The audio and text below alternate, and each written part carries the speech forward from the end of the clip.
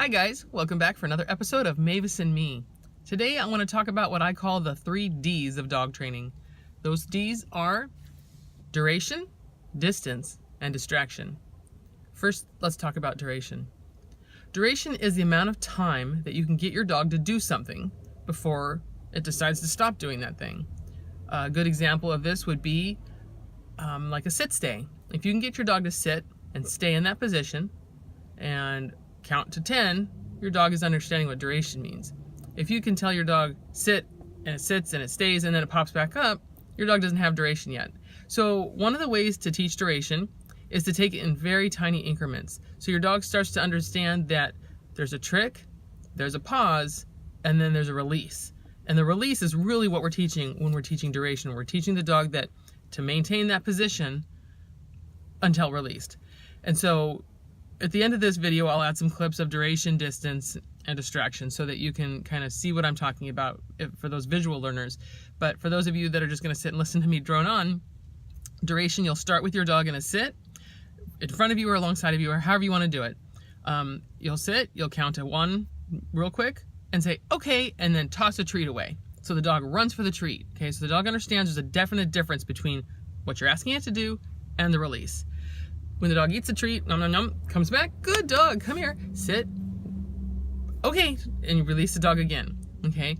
Your goal is to work up that pause from a split second to a second to 3 seconds and on.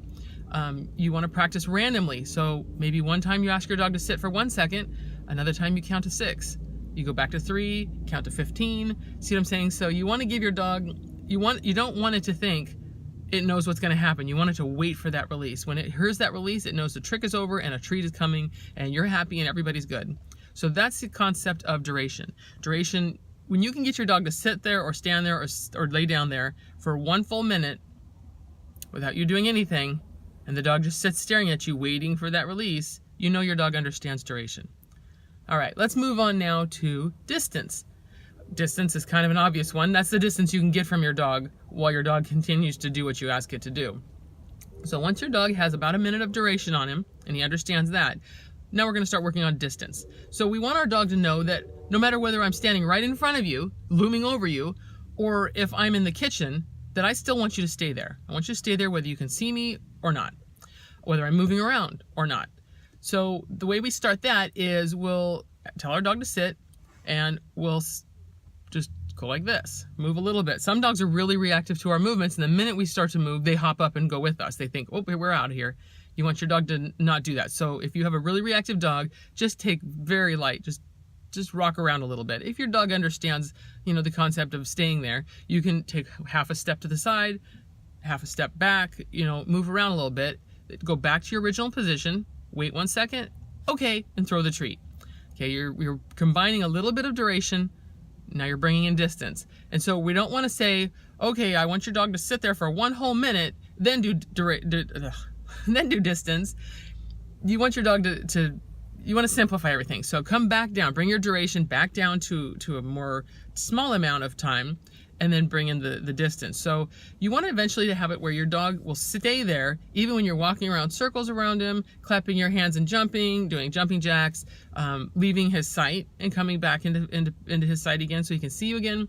You want your dog to understand that the trick is to stay in that position until released. And then throw the treat. The tossing of the treat, the reason for that is it brings out prey drive, which excites your dog as well. So not only is your dog being rewarded with a food treat, a food reward, but it's also being rewarded in some version of prey. So by tossing that treat and letting your dog chase it, it's like a twofold excitement, right? It's like food and chasing. Wow, that's the best. And of course, praise. You want to throw praise in there too, because that's important to most dogs. So now that we have some duration and we have some distance, we're going to work on distraction.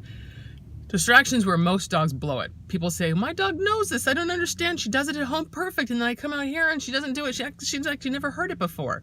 Okay, that's a problem with distraction. You've never really worked your dog in a distracting environment. So it's not that she doesn't know the trick. She just doesn't know that it exists out here too. So that's generalization. You want to generalize the concept of sit-stay, taking time and distance at a sit-stay in distractions. So when you take your dog out in public, you want to go to somewhere that's really pretty boring. This parking lot I'm sitting in would be perfect. There's like cars way over there. There's really nothing else going on here. Occasionally a car drives through. This would be a good spot for me to work on, you know, sit, stay. Yes, of course my dog would be on a leash, right? Because I don't want it to get hit by a car or something. And I would instead maybe just toss the treat to the dog versus throwing it, because I don't want my dog running around in a parking lot. But I would have my dog sit.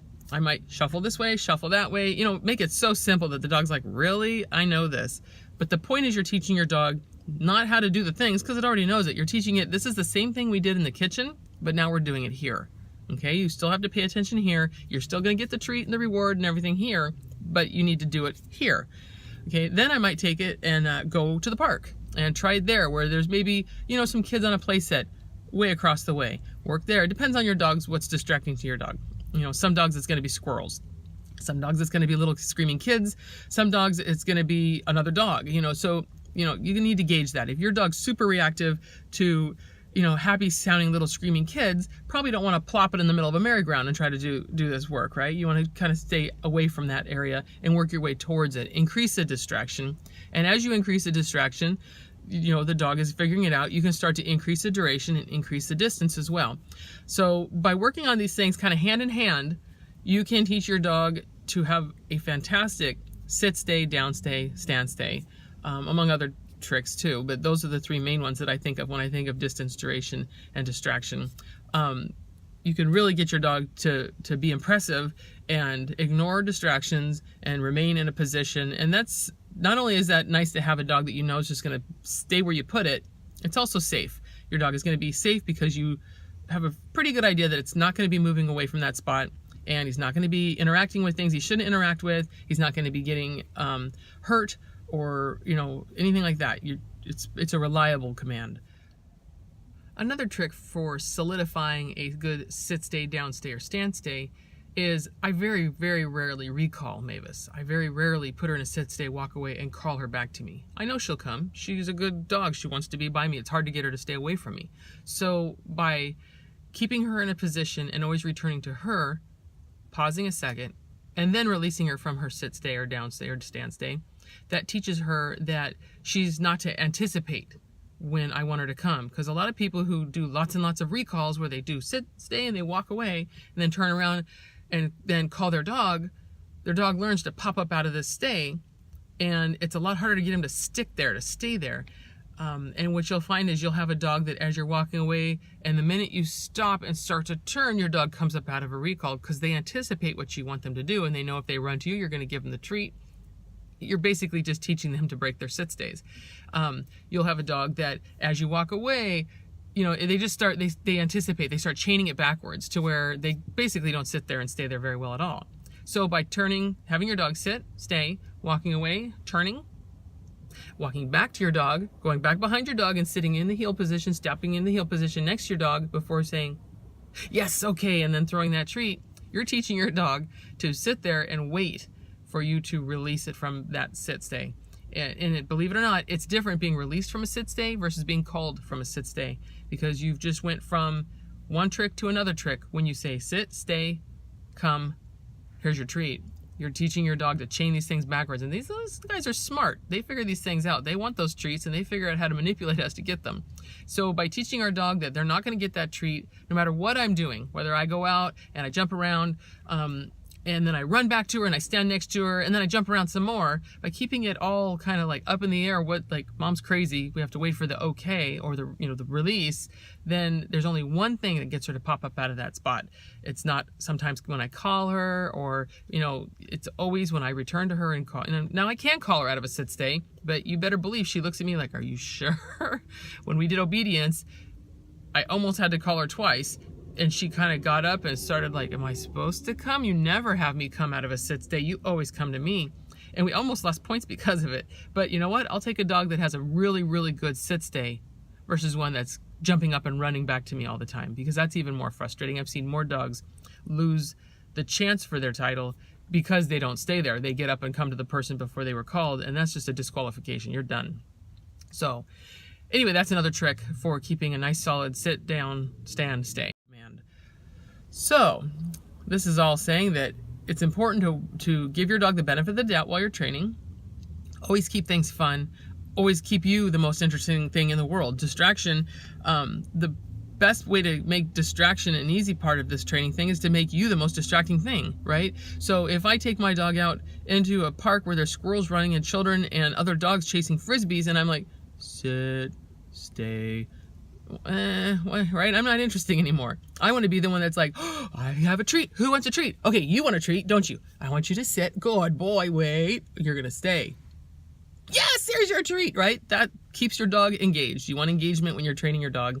And especially when you're doing distance, duration, and distractions, you need to be the most engaging, most interesting thing that's near him so that he really is focusing on you and completing that task so that he can get his treat. If you guys have any questions or anything like that, I would love to hear them in the comment section below. I try to answer everybody that I can, and I think that's really neat that people ask questions. So please let me know your thoughts and your experiences. That'd be kind of cool too, and I will try to help you out. All right, until next time, have a good one. Bye.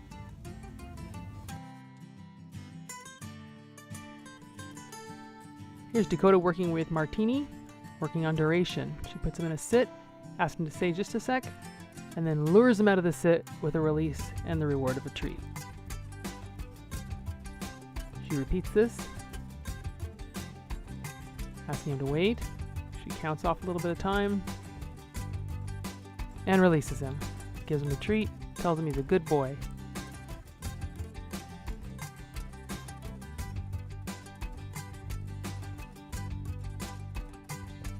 Now she moves on to distance. Asks him to sit, stay, takes a step or two away, walks back to him, and releases him. The final hurdle of today will be working through distraction. Here she is in a class of dogs.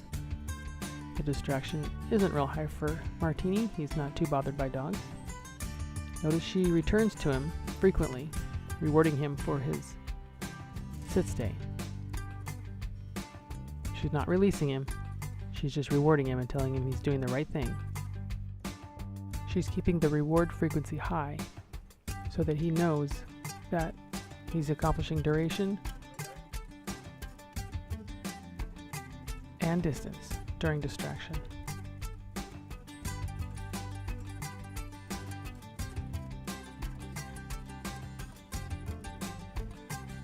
Here she uses a piece of food to keep him in place as she goes around behind him, and then releases him.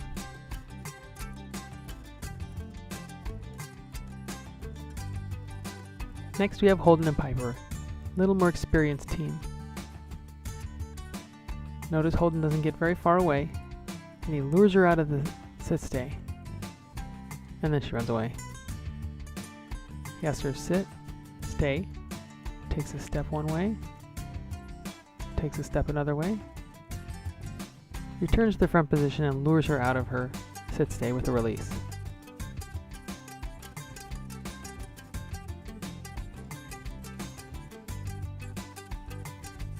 Tells her stay. Now he goes all the way around her, returning to the front and luring her back out again.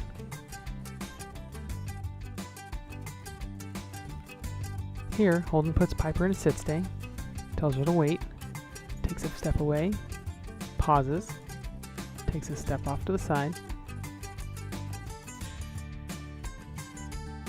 Now he returns to the heel position, waits, and releases her. Piper can even manage a downstay under distraction.